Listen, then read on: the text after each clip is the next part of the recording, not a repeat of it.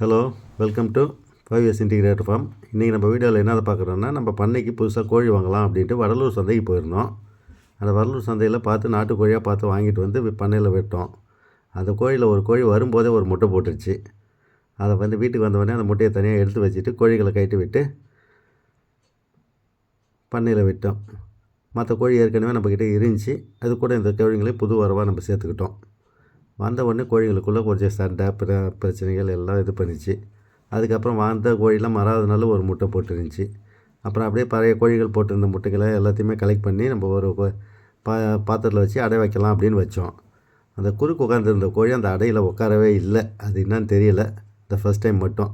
அதுக்காக என்ன பண்ணலாம், இருக்கிற முட்டையை பொறிக்க வைக்கணுமே அப்படின்ட்டு ஒரு இன்குபேட்டர் ரெடி பண்ணோம். அந்த இன்குபேட்டரில் ரெடி பண்ணி வீட்டில் இருந்த முட்டைங்க பண்ணையில் போட்ட முட்டைங்க எல்லாத்தையுமே சேர்த்து இன்குபேட்டரில் ரெடி பண்ணி வச்சுருந்தோம். அதுக்கப்புறம் அந்த இன்குபேட்டரில் எல்லாத்தையுமே நம்ம டெம்பரேச்சர்லாம் கரெக்ட் பண்ணி எல்லாத்தையுமே வச்சு முட்டைகள்லாம் இது பண்ணி வச்சுருந்தோம். அதுக்கப்புறம் அந்த முட்டைகளில் ஒரு 4 நாள் கழிச்சு பார்க்கும்போது நரம்புலாம் வந்திருக்குதா அப்படின்னு பார்த்தோம். நரம்புகளும் வந்துருந்துச்சு. சரி, இது பொரிக்கும் அப்படின்னு விட்டுருந்தோம். 21 நாள் கழிச்சு எத்தனை குஞ்சுங்க அப்படி பொரிக்குது பார்த்தோம். ஃபஸ்ட்டு ஒரு 4-5 குஞ்சுங்க பொரிச்சிருந்துச்சு. அதுக்கப்புறம் ஒன்று ஒன்றா பொரிச்சிட்டு இருக்குது. அதுக்கப்புறம் என்னன்றதை நெக்ஸ்ட்